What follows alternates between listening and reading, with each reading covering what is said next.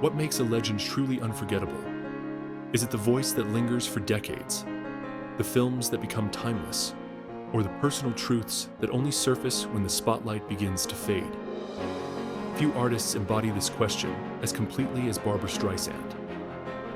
For over 60 years, she's been more than just a singer, actress, or director.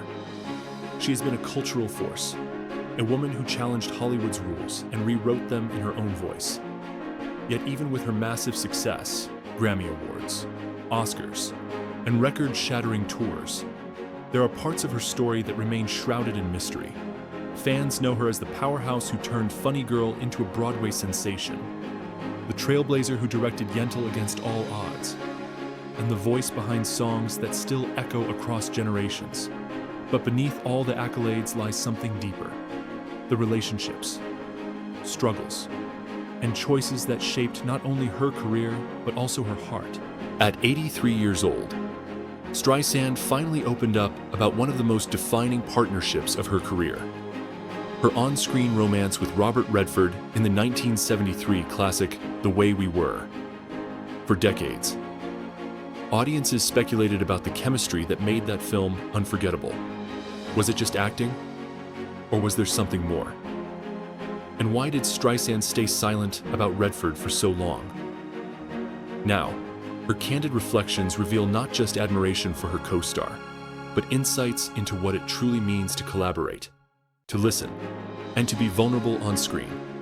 So, what can Barbra Streisand's life and her late revelations teach us about resilience, artistry, and love? Let's begin. Barbra Streisand's journey did not begin with glamour, fame, or even confidence. She was born Barbara Jones Streisand in Brooklyn in 1942 into a working-class Jewish family where hardship was part of everyday life. Her father died when she was barely more than a baby, leaving her mother to raise Barbara and her older brother in tight financial conditions. For most children, such a beginning might have been an invisible ceiling, a reminder that the world rarely gives second chances to those who start at the bottom.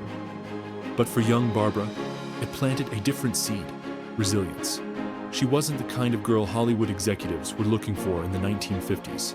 She wasn't tall, blonde, or conventionally beautiful by the industry's rigid standards. In fact, during her high school years at Erasmus Hall, she often felt like an outsider. Her classmates might have overlooked her, but she carried a secret weapon: her voice. In the school choir, her soprano cut through the air with a richness that stunned everyone who heard it. What others dismissed as awkwardness became part of her uniqueness. And what she lacked in polish, she replaced with authenticity. That's one of the most powerful lessons in Streisand's story. She succeeded not because she fit the mold, but because she refused to. In an era where record labels tried to create cookie-cutter pop stars, Streisand leaned into her difference. She didn't fix her nose to look like everyone else. She didn't soften her Brooklyn accent. Instead, she doubled down on her individuality, turning what others saw as flaws into trademarks. This is a reminder that sometimes what makes us different is exactly what makes us unforgettable. Her first steps into stardom came in New York's nightclubs in the early 1960s. Imagine the smoky rooms, the hum of conversation, and then a young woman standing at the microphone, shy but magnetic. Her performances were not just about hitting notes. She told stories with her songs, bringing vulnerability and drama into every lyric. Audiences didn't just hear her, they felt her. This was the moment when Barbra's gift stopped being a private secret and began to ripple outward. By 1962, she was on Broadway, making her debut in I Can Get It For You Wholesale. Critics praised her raw charisma, sensing that something rare had arrived on the stage. 2 years later, she became a star with Funny Girl, embodying the role of Fanny Brice so completely that the character and the performer seemed to merge. When she sang People, it wasn't just a song, it was a declaration. The awkward girl from Brooklyn had become the face of Broadway. Her rise to fame was not smooth sailing. Behind the applause were doubts, rejections, and the ever-present pressure to conform. Yet Streisand seemed to thrive under that pressure. She turned television appearances like The Tonight Show and The Ed Sullivan Show into showcases of personality as much as voice. Unlike many singers of her time, she didn't just perform, she connected. That ability to bridge the distance between stage and audience would become her superpower for decades to come. Looking back, it's easy to say Streisand was destined for success. But at the time, the odds were against her. Many young singers filled the clubs of New York, and only a few broke through. What made Barbra different was not just talent, but an unshakable sense that she was meant for something more. She carried herself with a conviction that said, "I belong here." Long before the world agreed, her story in these early years mirrors something universal: the struggle between self-doubt and destiny. How many of us have been told we're not enough, not attractive enough, not talented enough, not what the world expects? Streisand's example shows that the very things we fear will hold us back can become the keys that open doors. She teaches us that authenticity is not just valuable, it's powerful. By the mid-1960s, Barbra Streisand wasn't just a rising star. She was already redefining what it meant to be one. She proved that you didn't have to look the part to claim the stage. You just had to own your story, your voice, and your truth. And as she prepared to leap from Broadway to recording studios and eventually Hollywood, one thing was certain: the world had only begun to hear what she had to say. When Barbra Streisand released her first studio record, the Barbra Streisand album in 1963, few could have predicted the impact it would make. It won her 2 Grammy Awards, including Album of the Year, a feat almost unheard of for a debut artist. But more than the trophies, it was a signal. Her voice was no longer just Broadway's secret, it belonged to the world.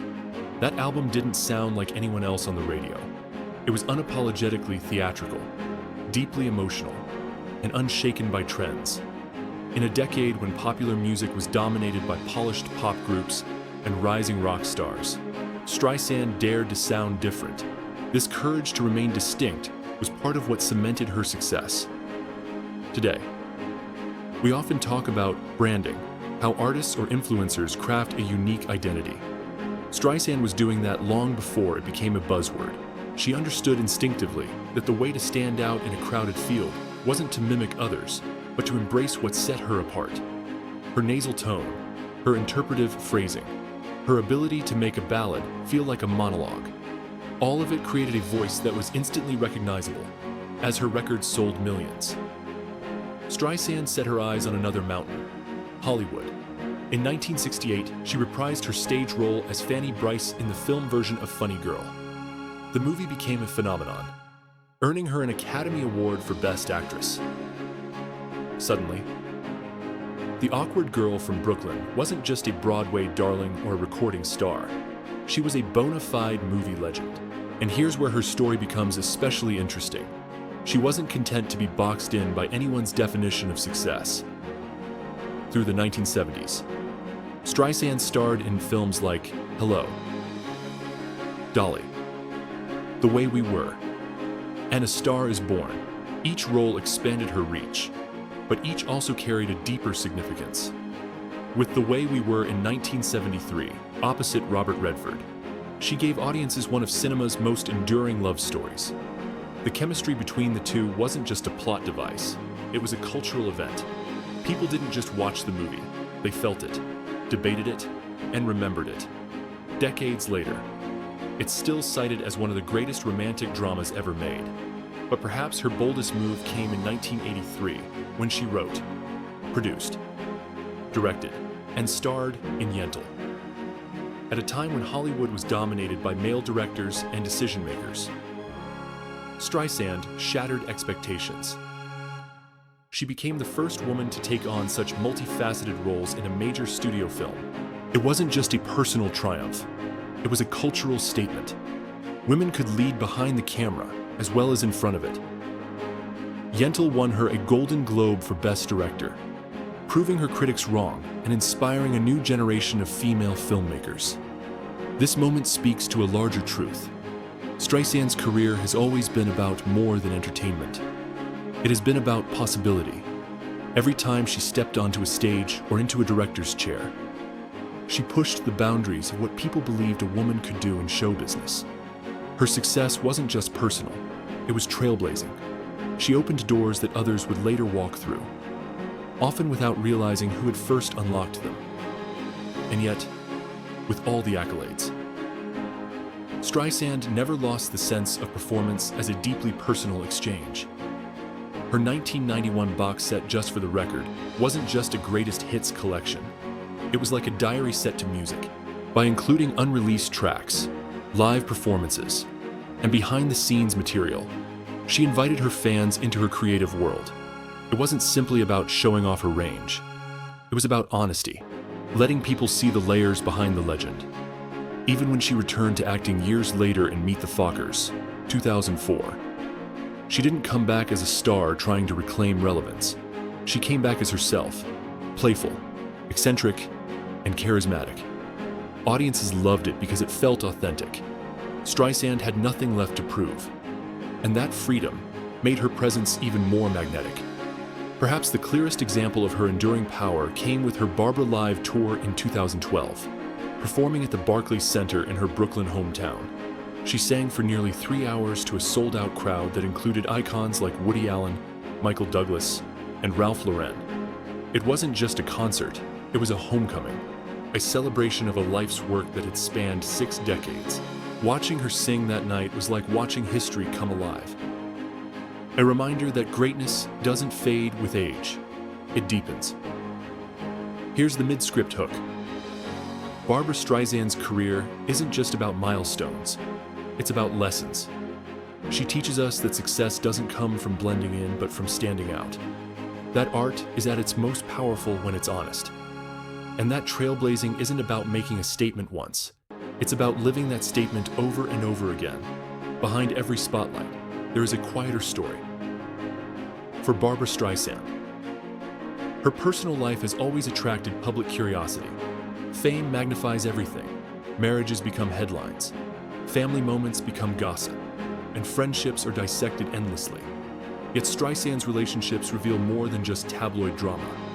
They show the balance between ambition, vulnerability, and love. Her first marriage, to actor Elliot Gould in 1963, came at a time when she was still carving her path in show business. They were young, ambitious, and both juggling demanding careers. For 6 years, they tried to navigate fame together, but eventually the pressures of Hollywood and personal differences became too much. Their divorce in 1971 was widely publicized, yet Streisand refused to let it define her. Out of that union came her only son, Jason Gould, who would later carve his own creative path in a tender twist of fate. Jason even acted alongside her in The Prince of Tides in 1991, blurring the line between her personal and professional life. For decades afterward, Streisand poured herself into her career until she found love again with actor James Brolin. Married in 1998, their relationship has often been described as grounded, mature, and deeply supportive, a far cry from the turbulence of her earlier years. By the time they met, both had lived enough to understand what it means to share a life with someone. Patience, respect, and humor. Their blended family, which included Brolin's children from previous marriages, expanded Streisand's world beyond the stage and screen. For a woman who spent much of her early life under relentless public scrutiny, this marriage represented something different, stability. But perhaps no relationship in her story has fascinated fans as much as the one she never had. The rumored spark between Barbra Streisand and Robert Redford, their pairing in The Way We Were, 1973, remains one of cinema's most iconic romances. The film told the story of two people deeply in love, yet fundamentally mismatched, a theme that resonates across generations. Audiences didn't just watch Katie and Hubble, they believed them. And for 50 years, speculation swirled. Was the chemistry real? For decades, Streisand stayed quiet. She let the movie speak for itself, never fueling rumors with her own words. But recently, at 83, she broke her silence. Her reflections were not the gossipy revelations some expected, but something far more profound. She spoke of Redford with admiration, describing him as beautiful inside and out, a man of quiet dignity who made everyone around him rise to the occasion. He didn't need to dominate the room or inflate his ego. His presence was enough. What struck her most was not just his looks or charm, but his generosity as a collaborator. He gave her the space to shine, to explore vulnerability in her character, to bring her emotional intensity into the story without feeling overshadowed. That kind of professional respect is rare in Hollywood, where egos often clash. Streisand's gratitude revealed the truth. Their chemistry worked because their differences created balance. She was expressive, emotional, sometimes too direct. He was measured, calm, and restrained. Together, they embodied a love that was believable precisely because it wasn't perfect. Fans may still wonder if the romance extended off screen, but Streisand carefully separated fact from fantasy. What mattered to her wasn't gossip, but the lessons she carried. She admitted that Redford taught her patience, restraint, and the art of listening, letting silence speak as loudly as words, for an artist known for boldness and intensity. Those lessons were transformative. Here's the bigger takeaway. Sometimes the people we meet along the way leave marks on us that go beyond friendship or collaboration. They shape the way we see ourselves, the way we work, and the way we love. Streisand and Redford may have only been partners on film, but their connection created something timeless. A reminder that the greatest stories often come from contrasts. Even now, more than 50 years later, Streisand admits she is moved when she sees clips of The Way We Were. She laughs at how young they looked, but she also sees the unspoken depth in Redford's eyes. That honesty is what keeps the film alive, what makes people return to it again and again. It wasn't just acting, it was art born from trust, vulnerability, and the willingness to let differences create beauty. Barbra Streisand's legacy isn't defined by awards or ticket sales, as impressive as those are. It's defined by the courage to be herself, the honesty she brought to her work, and the way she turned even fleeting collaborations into lifelong lessons. In Redford, she found not a secret romance, but a mirror. Someone who showed her a different way to move through the world. And maybe that's why, after all these years, her reflections matter so much. They remind us that life isn't only about what we achieve, but about who shapes us along the way. Barbra Streisand's story is not just the tale of a girl who sang her way out of Brooklyn. It is the story of someone who never let others decide her worth, who turned insecurity into strength, and who built a career on authenticity rather than conformity. Her music, her films, her directing, all of it was fueled by the conviction that art is most powerful when it is honest. At 83, her reflections on Robert Redford are not simply nostalgia. They are reminders that the people who cross our paths can leave imprints deeper than success itself.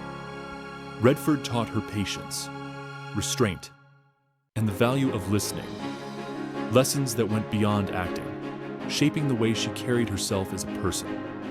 Their collaboration in The Way We Were remains unforgettable, not because of rumors or speculation, but because it showed what happens when two very different people come together to tell the truth on screen.